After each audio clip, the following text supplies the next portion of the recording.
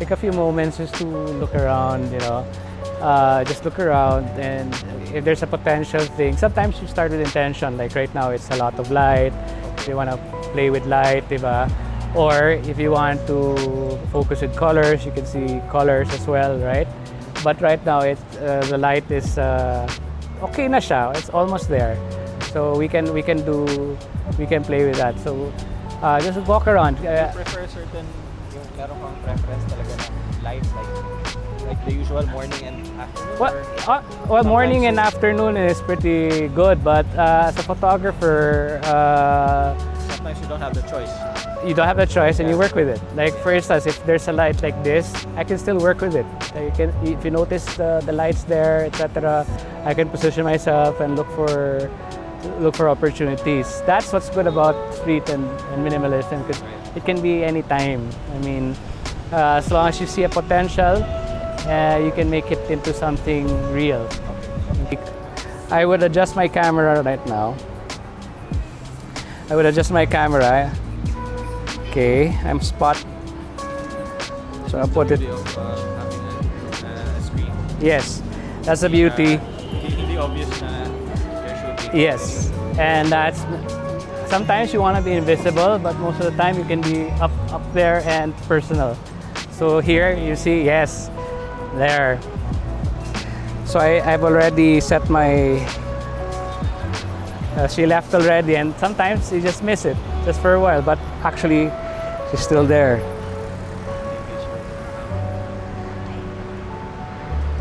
You just take snapshots, just adjust, and you just wait. Here. So in my mind right now, thought process is that she's all black and she's she's on the light. See, light's on my back. So what I'm doing right now is simply waiting for her to turn around. Eventually she will. But if she doesn't, then that's when you move on. There's a lot of potential. If you notice the line or the shadow, if she goes there, she moves, then that's okay. So what I do is I just wait. I'll just wait. And what do you do when you wait? I wait until I can't stand the heat. I can't stand the heat na, di ba? But there's also you start looking for things again. See? But you wait. I wait. If there's something interesting, I tend to take a snapshot of it. Yeah, like there's something coming. So I just wait and I just go like that. There you go.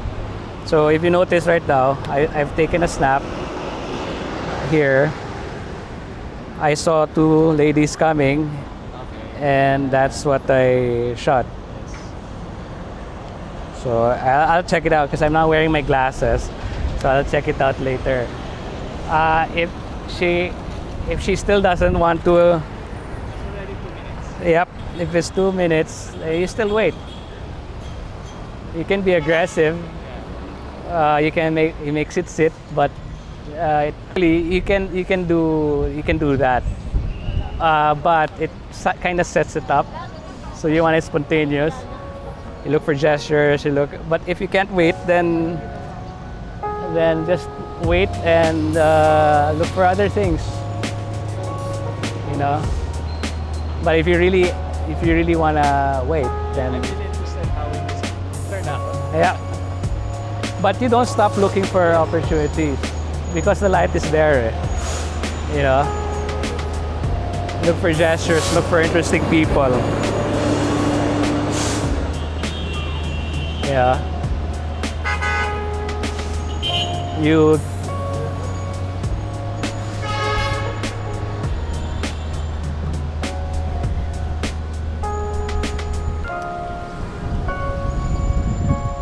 See, just go straight up. You won't notice. You're just waiting for something. You can either wait for it, or if they still don't want to move, then you just move ahead. or just move along, so to speak. I can imagine like a passport, you know? See? So you're continuously just shooting, just waiting for that. This is what you call working the scene, Yes, that's you know? okay. Working the scene. Working the scene, because I want her to look, because I want the light to catch her portion of her. Matirang matibay.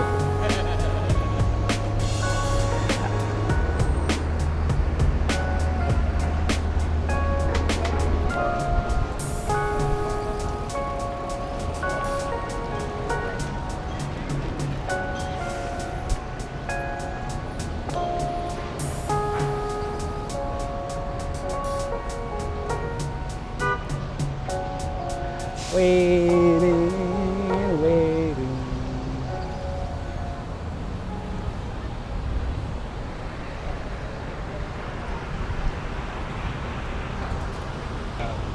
We don't want to set it up. We don't want to stage it. Let it flow. Yeah. Let it so it's still there. Okay. You can influence it, pero we don't want to do that. Kung ayaw talaga to, ayan, see it steering. Yep. So you simply position, or you wait for another person. Where are you focused right now? I'm focused at everything. See, like do you mean? I'm focused at everything. While she's there, there. You see? So now it's time to move on. We walk, we look, we go to busy places. I like where the light is. So I go like that. Again, the umbrella is a bit of a cliche, but look, enemies, you know, just be familiar, say hello, you know, hi. Yeah, what do you do pala when a security guard approaches you and then they ask you, What am I "Sir, doing? para saan yan?" Oh, para saan yan? I just tell them it's a hobby. I just like to, it's to shoot people. No, just kidding. And do you find Like what you're carrying right now, that's a bit small already, pero they will still look at it? they will still look at it. That's why compacts like this are better for mga highly. So I just zoned out because there's a potential. Look at the eyes, look at things, look at backgrounds. No, you can stay there. Look for activities. Okay, now we're getting into the shade. So you adjust. I will adjust my settings.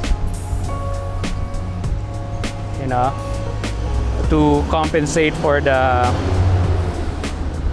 light. Kung overwhelmed ka and if you're not really ready to really shoot a particular intention or like that, just or in general, or let it flow, focus on the basics. Like for today, I look for colors, anything with colors. I look for patterns. I look for people that are smiling, something like that. You have a theme. You have a theme, so to speak, so that you won't feel frustrated. But of course, if you see something else and it catches your eye, then take it, right? So the common thing, you know, if this is where my mixang and my minimalist comes in, minimalism. So here, like for example, this one, I like it. I like to include myself, for example, like that.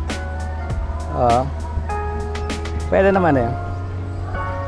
It's what I call selfies. So look, because it's street photography with with me in it, diba? So it's a nice thing. You cannot not stop looking at. That's the thing. You wait.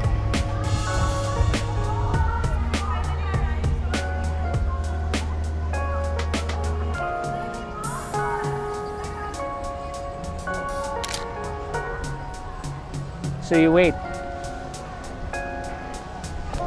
Okay. So you see what I did? When I saw it, I went to it. Right? It doesn't matter if you don't get it because ang importante is that you're able to see it first. Di ba? Bonus na lang pag nakuha mo sa camera. But in the end, what's important is to really just enjoy wherever you are. Like for instance this, oh, di ba? May rose dyan. You can either like this, oh. So I'll adjust it. Okay. And I go like this.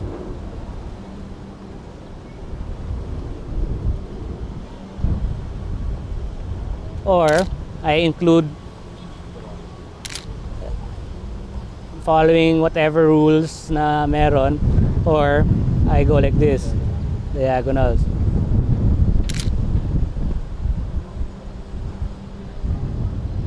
You see?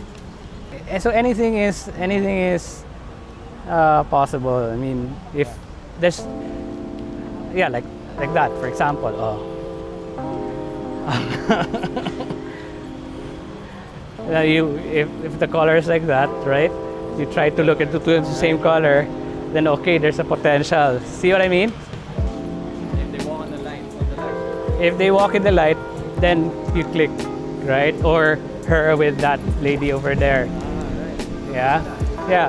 And you don't need to be in the middle of the mall, yung really good place. You could actually go here as well.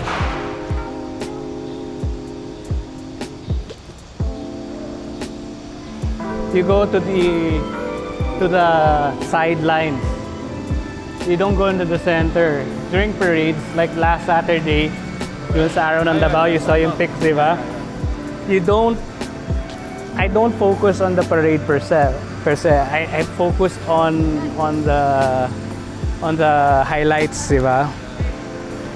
Yeah, sidelines. I don't focus on the highlights, I focus on the sidelines. That's where the action is. That's where the potentials are. So right now, I'm still adjusting. Okay. They're aware of me, but you just go and shoot lang like that, oh. And you casually just go. There. And hindi siya yung devil may care, di ba? But you just go like that, oh. Look at that. There's a gesture. I don't use yung barrel ba na babababam, like what do you call that?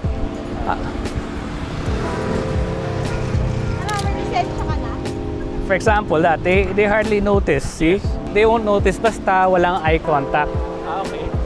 So walang eye contact. Wala, because once you get eye contact, that means you acknowledge that he's there, and you acknowledge that he acknowledges that you're yeah. See this place, dito tayo.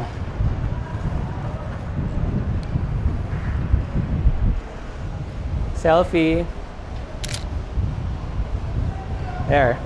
Paminsan-minsan, it's 2:34 in the afternoon, and this Tiger Sugar has a lot of people, no? Compared to Irvin's egg. Yeah, okay. No?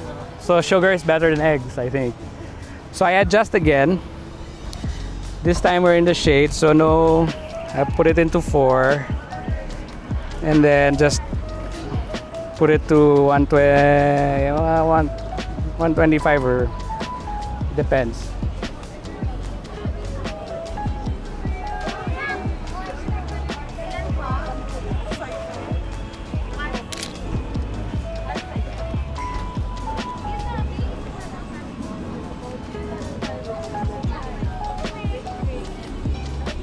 And there you go. We're done. Street photography is really about art out of daily life. It's not literally a shot of the street. People always say that, in the street photography, because it's taken indoor, anything that's candid. Okay, this is taken in public website, no? Ang definition nila, criteria is it should be taken candidly. Candidly. That means no setup, no staging. Second, it's in public. In public. In public would mean here, where there are people, where you see people. No? It could be in a public place and you're still indoors. Okay, and of course you have to have aesthetics in mind. Aesthetics meaning that's the art, that's the compositions, that's the story, that's the life of the picture. So anything you can use as a backdrop.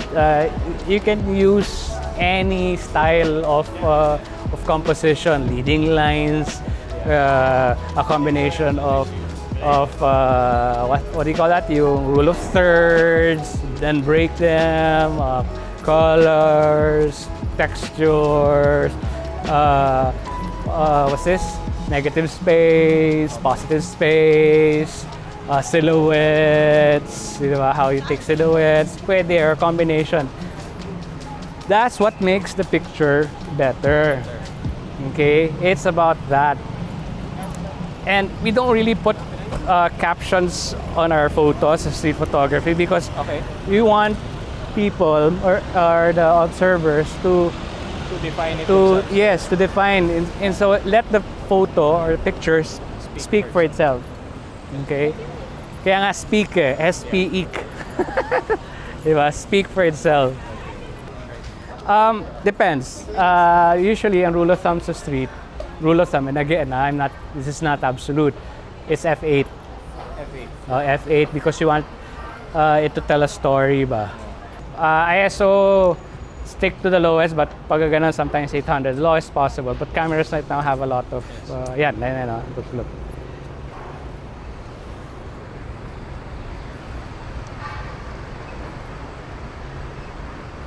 And my camera's battery died. Okay, so we'll just right here. For example, I'll use my phone. Camera phones. So here, this is a cliche moment na because this place has been, but you can still use it.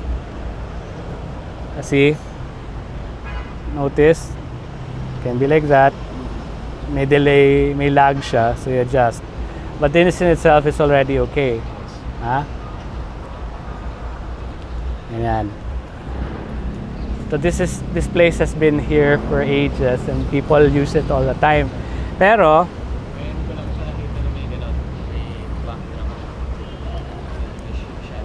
yeah.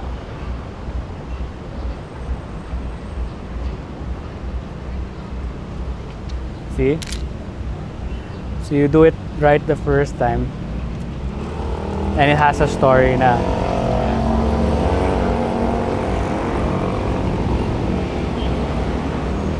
And then you wait for people. It's the same thing as waiting.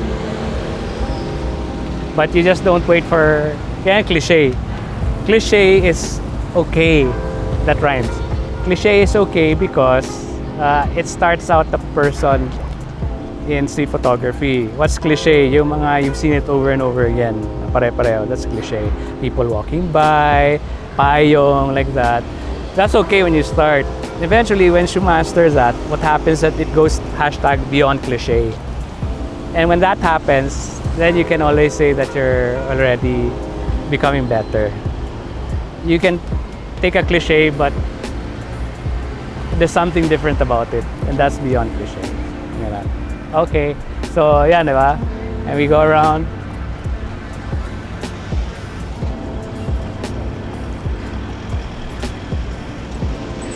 So, phones right now are so amazing, they do the work for you, right? Like here, now, see how the colors come na? I see a color. So I can make it like this. Tingnan mo. I can include myself or we can include each other.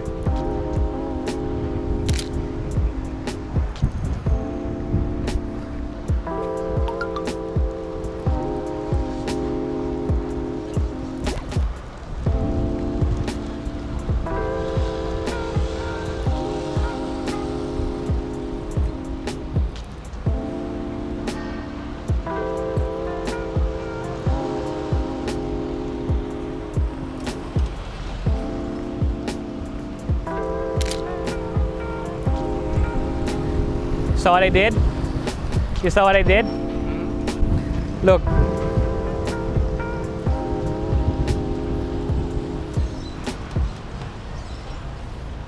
He just came. Oh.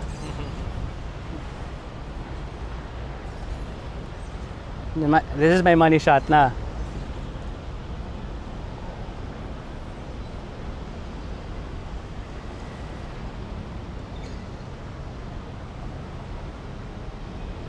Here, oh.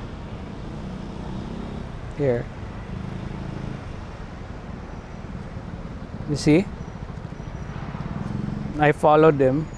I saw him. This is my first, and I saw him. Look. What's nice about it?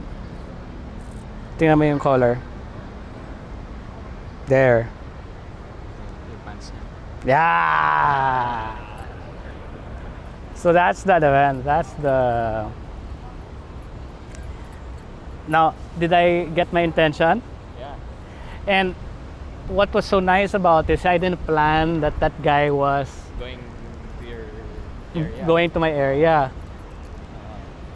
But I saw him quickly and I moved. I had still in my mind the color and I tried it. Now, if I get it, oh, good. If I don't get it, that's fine, because what was more important for me was seeing it. And that's what it's all about.